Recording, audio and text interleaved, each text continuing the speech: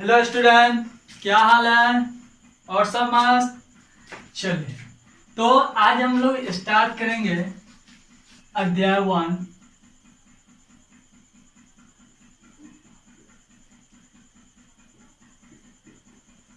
Chemistry.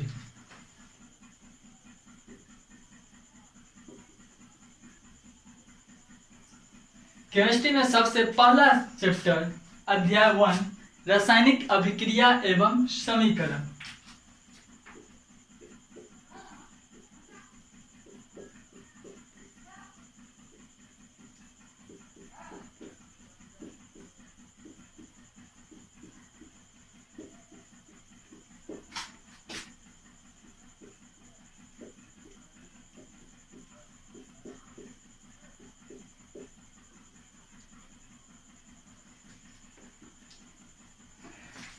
Chapter का नाम है रासायनिक अभिक्रिया एवं समीकरण, यानी केमिकल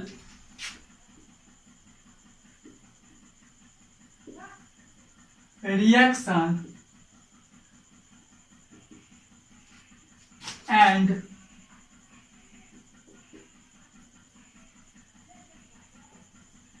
इक्वेशंस। यह चैप्टर स्टार्ट कर क्लास 10th।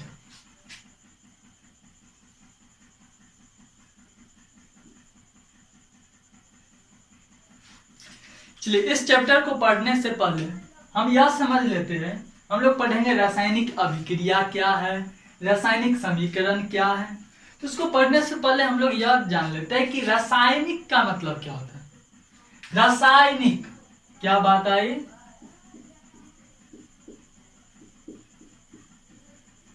रासायनिक, रासायनिक को हम लोग कहते हैं केमिकल।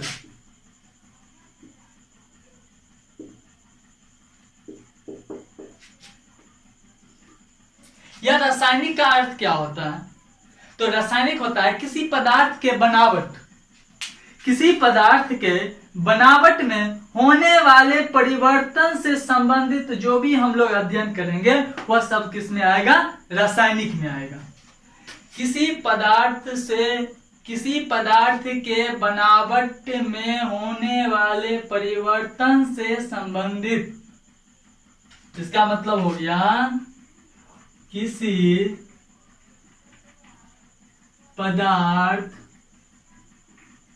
के बनावट में होने वाले परिवर्तन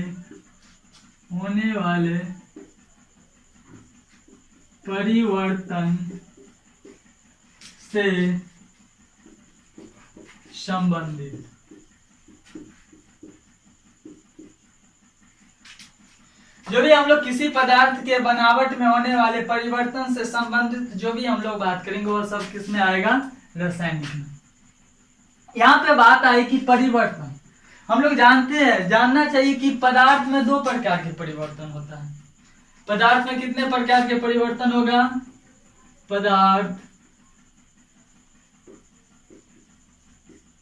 में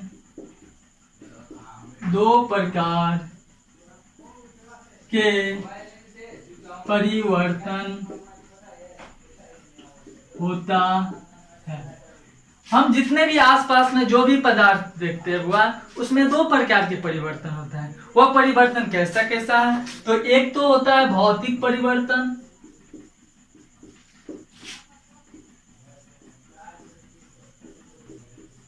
और दूसरा होता है रासायनिक परिवर्तन।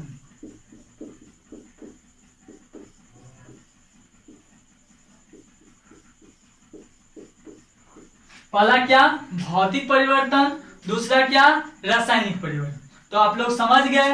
रासायनिक क्या मतलब हुआ? किसी पदार्थ के बनावट में होने वाले परिवर्तन से संबंधित जो भी हम लोग बात करेंगे सब किस में बात करेंगे? रासायनिक में। अब यह पदार्थ में जो होने वाले बनावट में होने वाले परिवर्तन जो है, हम लोग आसपास में जो भी पदार्थ देखते हैं उसमें दो प्रकार के परिवर्तन होता है। एक तो भौतिक परिवर्तन होता है तो दूसरा रासायनिक परिवर्तन होता है। तो यहाँ पे स्पष्ट कर लेते हैं कि भौतिक परिवर्तन क्या होता है और रासायनिक परिवर्तन क्या होता है।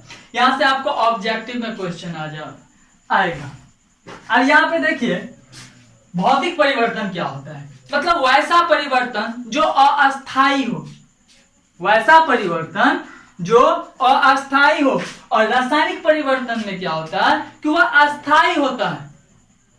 जैसे दूध से दही का बनना, क्या दूध दही बन जाता है फिर दही दूध बनेगा? नहीं बनेगा। तो ऐसे परिवर्तन को हम लोग क्या बोलेंगे? रासायनिक परिवर्तन। और यहाँ पे भौतिक परिवर्तन जो हुआ, तो भौतिक परिवर्तन का मतलब क्या? जैसे पानी को गर्म करते हैं, वाष्पीकरण। जैसे पानी को गर्म करते हैं, कुछ देर के लिए छोड़ देते हैं तो पानी फिर से क्या होता है? ठंडा हो जाता है। क्या उसमें बदलाव आया? नहीं आया। कुछ देर के लिए बदलाव आया, कुछ ही देर के लिए। लेकिन रासायनिक परिवर्तन में ऐसा होता नहीं। आम का पकना, तो यह भी एक रासायनिक परिवर्तन है। तो ऐसे परिवर्तन को हम लोग कहते हैं रासायनिक परिवर्तन, और जिसके अवस्था में कोई बदलाव ना आए उसे भौतिक परिवर्तन कहते हैं। तो इस बात को नोट कर लिया जाए।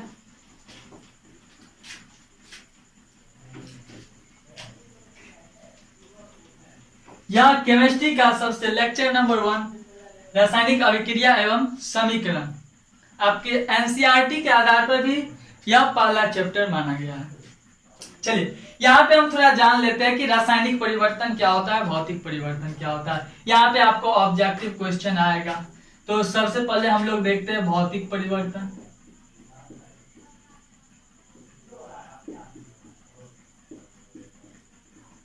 और इधर हम लोग देख लेते हैं रासायनिक परिवर्तन।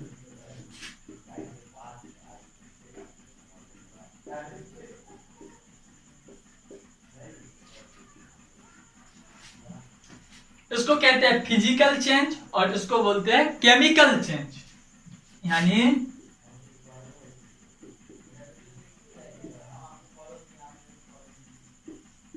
इसको बोलेंगे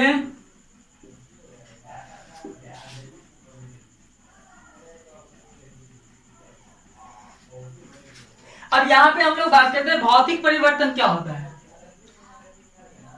जो वैसा परिवर्तन जो अस्थायी हो, वैसा परिवर्तन जो अस्थायी हो या अस्थायी परिवर्तन है।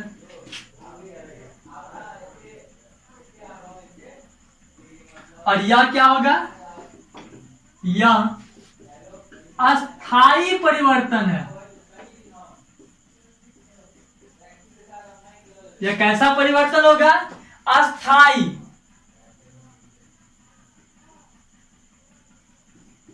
समझ गए बात? इसमें अगर एग्जाम्पल की बात किया जाए तो देखा जाए मतलब पानी का वाष्पीकरण, पानी का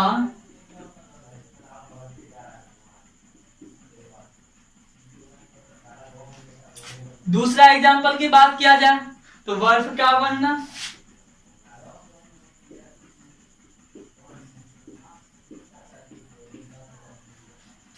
बर्फ का बनना। तो यह सब कैसा परिवर्तन है? भौतिक परिवर्तन। अगर रासायनिक परिवर्तन में बात किया जाए तो जैसे दूध से दही का बनना,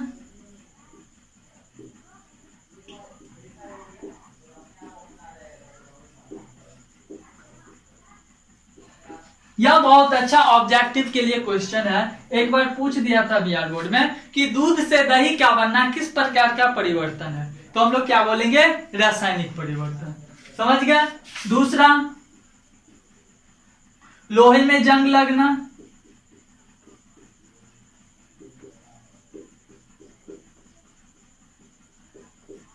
तीसरा उसके हम लोग बोलेंगे किण्वन, अंगूर का किण्वन होना, या हम लोग यह भी बोल सकते हैं फलों का पकना।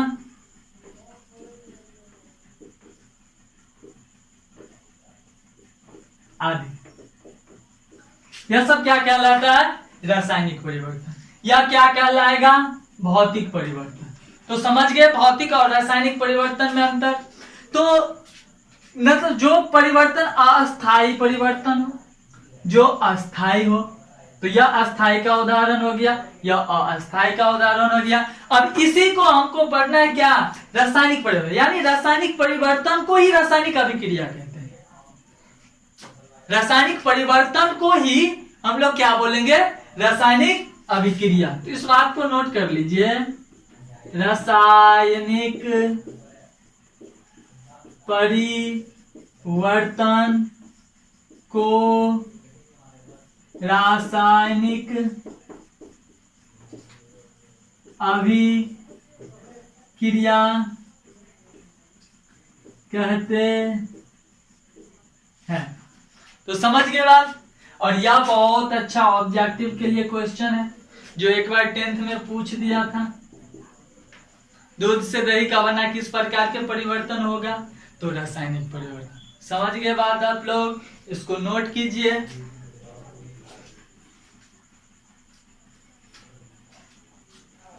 हो गया नोट? हटा दे। चल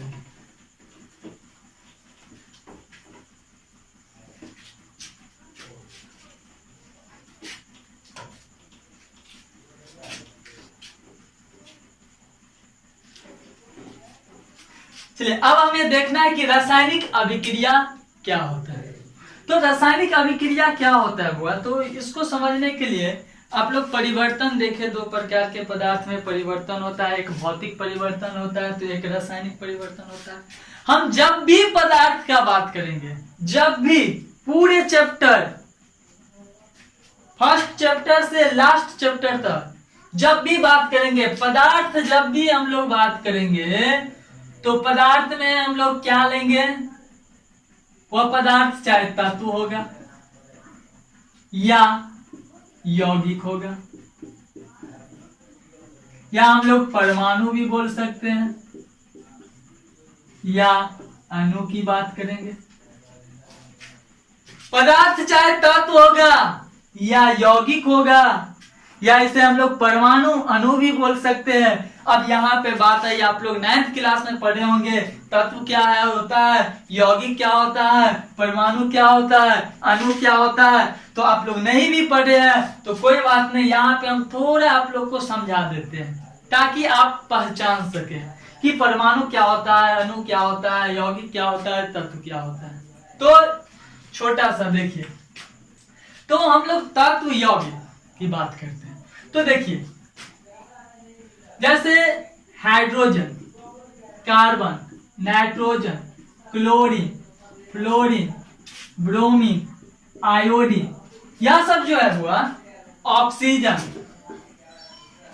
hydrogen, carbon, nitrogen, chlorine, fluorine, bromine, iodine, oxygen, यह सब आपको दिख रहा है सिंगल सिंगल है, सिंगल है। अगर सिंगल कहीं पे मिले, सिंगल, तो समझ जाओ यह क्या है? तत्व। क्या है? तत्व। क्या बोलेंगे इसको? तत्व। या हम लोग इसे परमाणु भी बोल सकते हैं। क्या बोलेंगे? तत्व बोलो या परमाणु। ठीक। अब यहां पे बात है कि यौगिक और अणु। तो देखिए देखिए, घबराने की जरूरत नहीं है। तो जैसे H2O, NaCl, KCl, H2SO4 दिख रहा है आपको? तो यह सब क्या है? यौगिक। यह सब क्या होगा? यौगिक। क्या होगा? यौगिक। या इसे हम लोग क्या बोलेंगे? अणु भी बोल सकते हैं। इसे हम लोग क्या बोल सकते हैं? अणु भी। लेकिन यहाँ पे अणु का एक रूप और होता है, कहीं पे ले रहेगा H2, O2, N2, P4, S8। अगर यह सब कहीं दिखे तो हम लोग समझ जाएंगे यह अणु है। क्या है? अणु, केवल अणु, यौगिक नहीं। तो हम लोग तत्व को कैसे पहचाने? अकेला रहेगा, अकेला, तो यह तत्व या परमाणु होगा। अगर एक से अधिक होगा, अलग अलग, देखो एक से अधिक अलग अलग परमाणु से मिलकर बना है। हाइड्रोजन ऑक्सीजन से मिलकर बना है हाइड्रोजन ऑक्साइड। सोडियम और क्लोरीन से मिला है सोडियम क्लोराइड। पोटेशियम और क्लोरीन से मिलकर बना है पोटेशियम क्लोराइड। और हाइड्रोजन सल्फर ऑक्सीजन से मिलकर बना है हाइड्रोजन सल्फेट यानी सल्फ्यूरिक अम्ल। तो इस सब का नाम हम लोग धीरे धीरे आगे समझेंगे, कोई दिक्कत वाली बात नहीं है। तो इसे हम लोग यौगिक या अणु कहेंगे। अब यहां पे बात आई कि देखो हाइड्रोजन 2 है और सेम सेम है। अगर सेम सेम हो, एक से अधिक हो, सेम सेम, तो वह क्या होगा? अणु। वह क्या कहलाएगा? अणु। वह यौगिक नहीं कहलाएगा। यौगिक कब कहलाएगा? जब वह 2 या 2 से अधिक होगा लेकिन अलग अलग होगा। यहाँ पे 2 या 2 से अधिक भी है लेकिन समान है। अगर समान रहेगा तो अणु होगा, अगर असमान रहेगा तो वह अणु भी कहलाएगा और यौगिक भी कहलाएगा। तो यह बात क्लियर, समझ गए बात? तो इसको नोट कर लीजिए आप लोग। तो तत्व, यौगिक, परमाणु, अणु की पहचान कर लेंगे। ओके, इसको मिटा दिया जाए। चलिए,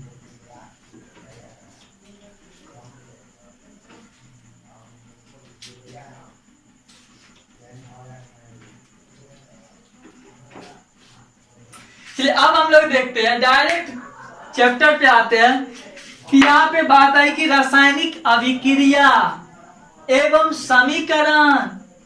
तो सबसे पहले हम लोग देखते हैं रासायनिक अभिक्रिया क्या है। आपको डायरेक्ट एग्जाम में 2 मार्क में पूछ देगा, डायरेक्ट आपको 2 मार्क में पूछ देगा। तो क्वेश्चन बना के लिख लिया जाए। क्या पूछेगा? रासायनिक अभिक्रिया क्या है? रासायनिक अभिक्रिया क्या है? उदाहरण दें।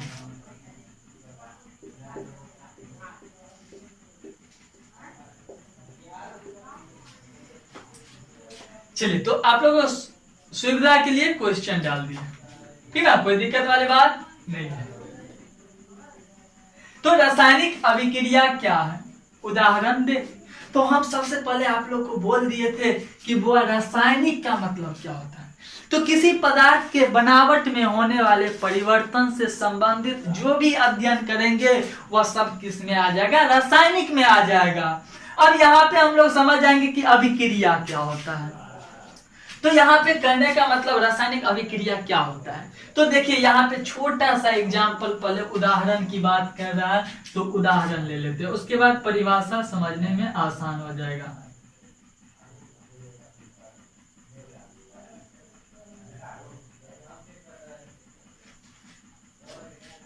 तो रासायनिक अभिक्रिया में क्या होता है? सबसे पहला उदाहरण, जैसे यहाँ पे हम लोग कार्बन और ऑक्सीजन, देखो कार्बन और ऑक्सीजन से अभिक्रिया कर रहा है।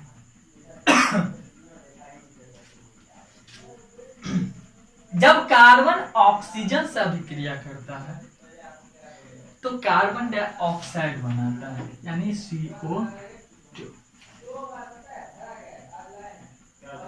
जब कार्बन ऑक्सीजन से अभिक्रिया किया तो क्या बनाया?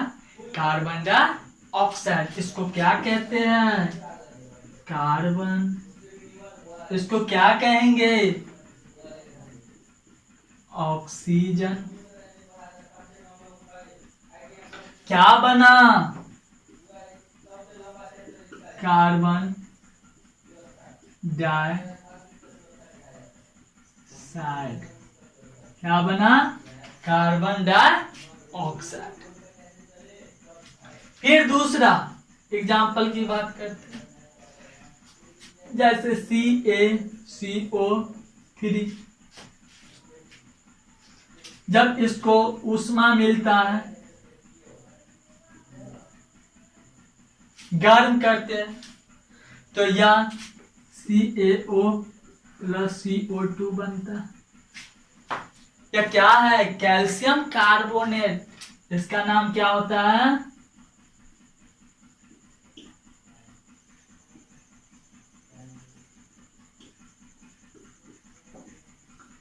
तो क्या बनाया?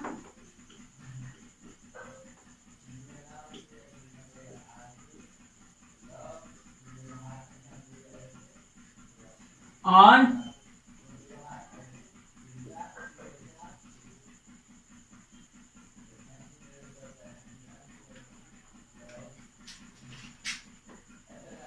जब कैल्शियम कार्बोनेट को गर्म करते हैं, उष्मा देते हैं, तो यह कैल्शियम ऑक्साइड और कार्बन डाइऑक्साइड में टूट जाता है। ठीक ना? तो यह एक तरह से अभिक्रिया हुआ है। यह अभिक्रिया, देखो पहले कार्बन था, फिर ऑक्सीजन, फिर नया पदार्थ जो बना, तो यह कार्बन डाइऑक्साइड बना, नया पदार्थ बन गया, परिवर्तन हो गया। इसी प्रकार से कैल्शियम कार्बोनेट को जैसे ही गर्म किए तो कैल्शियम ऑक्साइड और कार्बन डाइऑक्साइड का निर्माण किया। तो यह एक तरह के रासायनिक परिवर्तन हो रहा है, और जो भी रासायनिक परिवर्तन होता है वही तो रासायनिक अभिक्रिया कहलाता है। तो हम लोग परिभाषा की आते हैं। जब कोई पदार्थ अकेले, पदार्थ की बात कर रहा है, तो पदार्थ चाहे तत्व होगा या यौगिक या परमाणु यानु बोलो। जब कोई पदार्थ अकेले या किसी दूसरे पदार्थ के साथ क्रिया करके, जब कोई पदार्थ अकेले या किसी दूसरे पदार्थ के साथ क्रिया करके एक या एक से अधिक नए गुणों वाले पदार्थ का निर्माण करता है, जिसे हम लोग रासायनिक अभिक्रिया कहते हैं। तो इस बात को नोट कर लिया जाए। तो नोट कीजिए, जब कोई पदार्थ अकेले या किसी दूसरे पदार्थ के साथ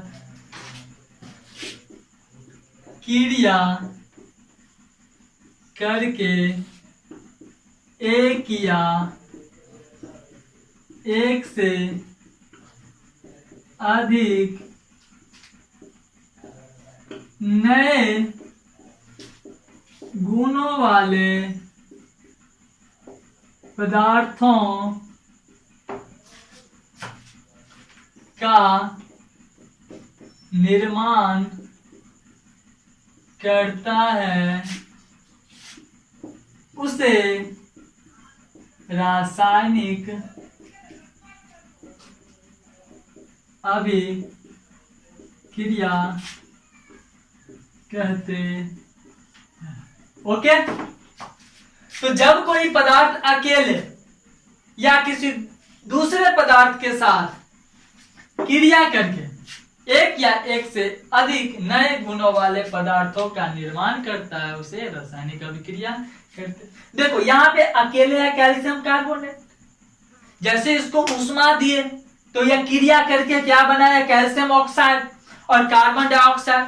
तो यहाँ पे एक से अधिक भी बनाएगा और एक भी बनाएगा। यहाँ पे देखो किसी दूसरे पदार्थ के साथ क्रिया करता है, और किसी दूसरे पदार्थ के साथ क्रिया किया तो कार्बन डाइऑक्साइड बनाया, अकेला, सिंगल।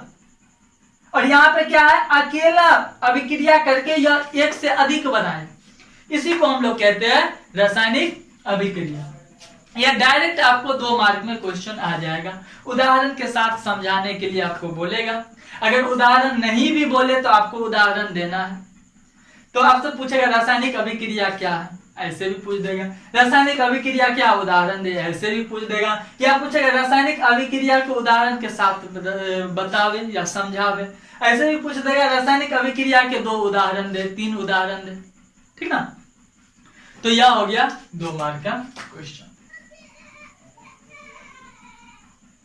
क्लियर? इसको नोट कीजिए फटाफट।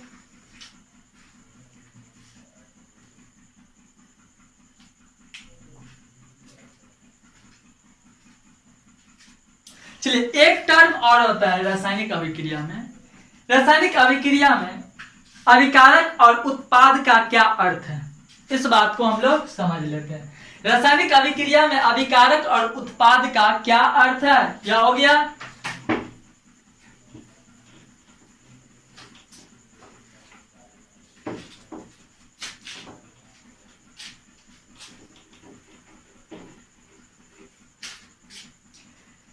तो क्या टॉपिक है, बहुत अच्छा क्वेश्चन है। रासायनिक अभिक्रिया में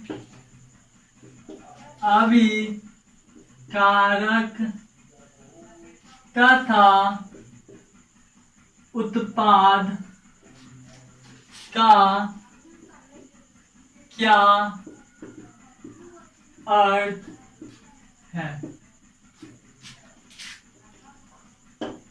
चलिए हम लोग क्वेश्चन की बात करते हैं। क्वेश्चन छोटा छोटा क्वेश्चन है, उसको क्लियर। तो रासायनिक अभिक्रिया में अभिकारक तथा उत्पाद का क्या अर्थ है। तो बहुत ज्यादा जटिल नहीं है, सिंपल बात है। जो पदार्थ रासायनिक अभिक्रिया में भाग लेगा, जो भी पदार्थ रासायनिक अभिक्रिया में भाग लेगा वह अभिकारक होगा, और अभिक्रिया के फलस्वरूप जो भी पदार्थ का निर्माण होगा वह प्रतिफल होगा। समझ गए बात। जो पदार्थ रासायनिक अभिक्रिया में भाग लेगा वह अभिकारक होगा, और अभिक्रिया के फलस्वरूप जो भी पदार्थ बनेगा वह क्या होगा, प्रतिफल। तो एग्जाम्पल से समझते हैं। चलिए आइए उदाहरण देखो। उदाहरण जैसे सल्फर ऑक्सीजन से क्रिया किया, सल्फर ऑक्सीजन से क्रिया करेगा तो क्या बनाएगा, सल्फर डाइऑक्साइड। अब यहां पे देखो क्या हो रहा है, अभिक्रिया हो रहा है। यहां पे क्या हो रहा है, अभिक्रिया। जब इधर प्रोसेस अभिक्रिया की चल रही है, इधर क्या बना, एक पदार्थ का निर्माण हुआ अभिक्रिया के फलस्वरूप। तो यह प्रोसेस यहां से यहां तक क्या कहलाएगा, यह प्रोसेस क्या कहलाएगा, अभिकारक। क्या बोलेंगे, अभिकारक। और यहां पे अभिक्रिया के फलस्वरूप पदार्थ बना सल्फर डाइऑक्साइड, तो इसको हम लोग क्या बोलेंगे, उत्पाद। क्या बोलेंगे, उत्पाद। यह क्या कहलाएगा, उत्पाद। तो समझ गए, यहाँ पे सल्फर ऑक्सीजन क्या कहलाया, अभिकारक। यहाँ पे सल्फर डाइऑक्साइड क्या बना, उत्पाद। तो हम लोग क्या लिखेंगे, जो पदार्थ अभिक्रिया में भाग लेता है उसे अभिकारक कहते हैं, और अभिक्रिया के फलस्वरूप जो भी पदार्थ का निर्माण होता है उसे हम लोग प्रतिफल कहेंगे। ओके, नोट कीजिए। जो पदार्थ मतलब तत्व या यौगिक। देखो देखो देखो, तो यहाँ पे क्या पहचान होगा, यह अकेला है, सल्फर अकेला, तो यह क्या कहलाएगा, तत्व। अब यहाँ पे ऑक्सीजन दो है, ऑक्सीजन दो है, समान है, तो यह क्या कहलाएगा, यौगिक। नो नो नो नो, यौगिक नहीं कहलाएगा।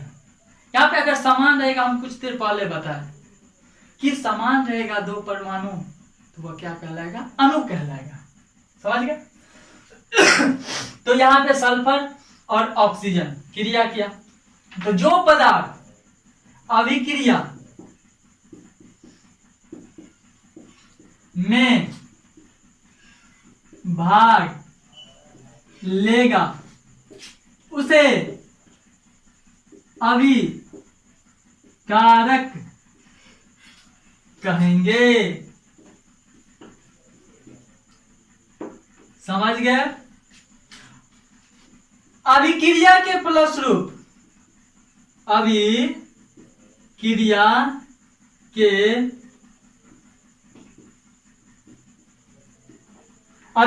के फलस्वरूप जिस पदार्थ का निर्माण होगा उसे उत्पाद कहेंगे। Okay, clear. चलिए, तो इसका एक और नाम होता है बुआ, इसे हम लोग प्रतिफल भी बोल सकते हैं। क्या बोल सकते हैं? प्रतिफल। इसको हम लोग दूसरा नाम से भी जानेंगे, प्रतिकारक। क्लियर? तो यह हुआ रासायनिक अभिक्रिया में अभिकारक और उत्पाद का क्या अर्थ होता है। बहुत अच्छा टॉपिक है, ठीक ना। जो पदार्थ अभिक्रिया में भाग लेगा उसे अभिकारक कहेंगे, जो पदार्थ अभिक्रिया के फलस्वरूप जो निर्माण होगा उसे हम लोग क्या बोलेंगे? प्रतिफल या उत्पाद कहेंगे। यहाँ पे सल्फर ऑक्सीजन क्या कहलाएगा? अभिकारक कहलाएगा। यहाँ पे सल्फर डाइऑक्साइड क्या बनेगा? उत्पाद। यानी इसका अंग्रेजी में बात किया जाए तो प्रोडक्ट, रिएक्टेंट एंड प्रोडक्ट, ठीक ना। तो यह प्रोडक्ट निर्माण हुआ, तो इसी को हम लोग कहते हैं रासायनिक अभिक्रिया। तो रासायनिक अभिक्रिया, यहाँ पे एक क्वेश्चन बहुत अच्छा टॉपिक है, छोटा सा क्वेश्चन है 1 नंबर का, कि रासायनिक अभिक्रिया को किससे दर्शाया जाता है? तो रासायनिक समीकरण से। तो कल का क्लास में हम लोग देखेंगे कि रासायनिक समीकरण क्या है, रासायनिक समीकरण कितने प्रकार के होते हैं, ठीक ना। तो इसकी चर्चा हम लोग कल करेंगे। आज के लिए इतना ही, इनफ फॉर टुडे।